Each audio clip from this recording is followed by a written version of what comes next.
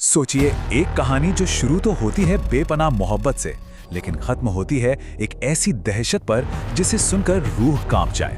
ये दास्तां है मंगला जोड़ी के उस शाप की। क्या कभी किसी ने सोचा है कि जिंदगी का सबसे खूबसूरत, सबसे परफेक्ट लम्हा कैसे पल भर में एक जानलेवा श्राप बन सकता है?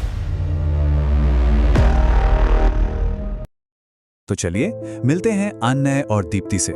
दोनों भुवनेश्वर के एक कॉलेज में पढ़ते थे और ये उनकी कॉलेज की आखिरी ट्रिप थी एक साथ। लेकिन अन्नय के लिए ना ये ट्रिप सिर्फ घूमने फिरने से कहीं बढ़कर थी। उसके दिमाग में एक प्लान था, एक ऐसा प्लान जो उन दोनों की जिंदगी हमेशा के लिए बदलने वाला था। तो शुरू होता है उनका सफर, एक परफेक्ट प्लान और एक चेतावनी जिसे अनसुना कर दिया गया। हुआ ये कि जंगल सफारी के बाद जब वो दोनों निकल रहे थे तो उनकी गाड़ी के ड्राइवर ने उन्हें रोका और साफ साफ कहा, साहब जो भी करना बस अंधेरा होने से पहले लौट आना। लेकिन अनय उसने ड्राइवर की बात को शायद हल्का ले लिया और दीप्ति के साथ आगे निकल पड़ा। आखिरकार उसे वो जगह मिल ही गई, चिल्का लेक के किनारे। बाइक रोकी और सामने था एक बेइंतहा खूबसूरत सनसेट। यही तो वो पल था जिसका अनय को इतनी बेसब्री से इंतजार था।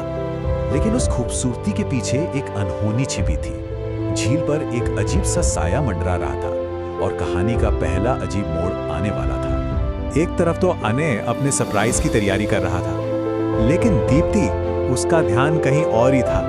वो पास में एक कटे हुए पेड़ के पास एक बिल्कुल खाली जगह को देखे जा रही थी और अजीब बात यह थी कि वो मुस्कुरा रही थी, एक बहुत ही अजीब तरह से। अब अनय को ये देखकर थोड़ा अजीब तो लगा। उसने दीप्ति से पूछा भी तो दीप्ति ने उसे बस चुप रहने को कहा और इशारा किया उस पेड़ की एक टहनी पर बैठी एक खूबसूरत सफेद बिल्ली की तरफ।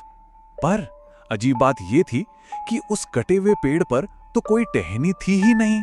खैर, अनय ने सोचा कि शायद दीप्ति थक गई है। उसने और देर नहीं की, झट से रिंग निकाली और दीप्ति को प्रपोज कर दिया। जैसे ही दीप्ति ने अंगूठी देखी, उसका ध्यान उस अजीब मंजर से बिल्कुल हट गया।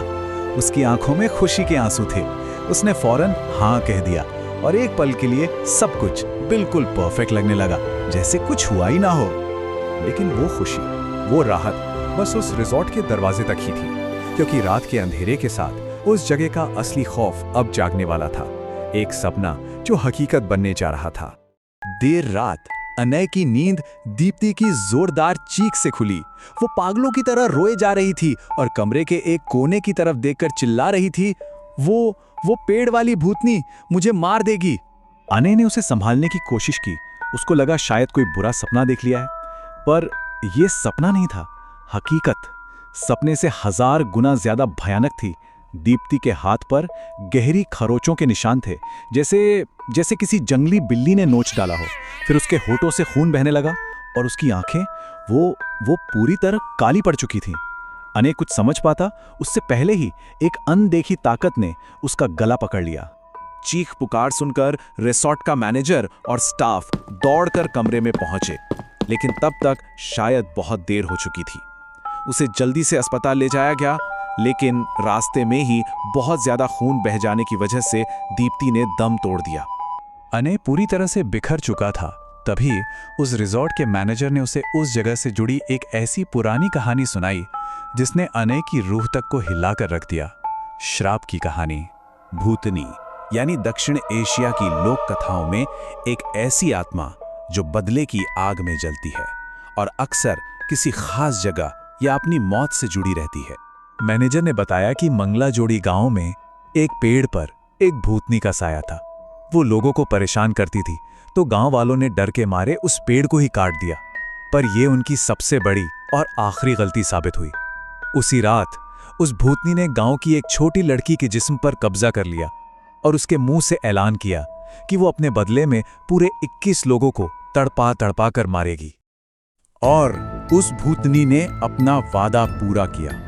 दशहरे का दिन आते आते उसने ठीक 21 लोगों की जान ले ली और हर मरने वाले ने आखिरी वक्त में एक सफेद बिल्ली देखने की बात कही थी। लेकिन कहानी यहाँ खत्म नहीं हुई। दीप्ति की मौत के साथ वो शाप अब अनय के घर तक आ पहुंचा था, अपने आखिरी शिकार के लिए। अगले कुछ महीने अनय के लिए जैसे जहन्नुम बन गए। हर रात सपनों में वही सफेद बिल्ली। जब भी किसी बड़े पेड़ के पास से गुजरता, उसे एक अजीब परछाई दिखती। धीरे धीरे डर इतना बढ़ गया कि उसने अपने आप को घर में कैद कर लिया। कुछ महीने बीत गए। फिर एक रात उसके माँ बाप की नींद अनय के चीखने की आवाज से टूटी। वो किसी से गिड़गिड़ा रहा था, उस पेड़ के पास जाने के लिए माफी मांग रहा था। उसके माँ बाप घबराकर उसके कमरे की तरफ भागे। दरवाजा खोला तो सामने जो मंजर था उसने उनके होश उड़ा दिए। उनका बेटा अनय बेजान जमीन पर पड़ा था और उसकी लाश के ठीक ऊपर मंगला जोड़ी के उसी पेड़ वाली भूतनी खड़ी थी, एक ऐसी खौफनाक हंसी हंसते हुए जिसे सुनकर पत्थर भी पिघल जाए। और फिर पलक झपकते ही वो हवा में कहीं गायब हो गई।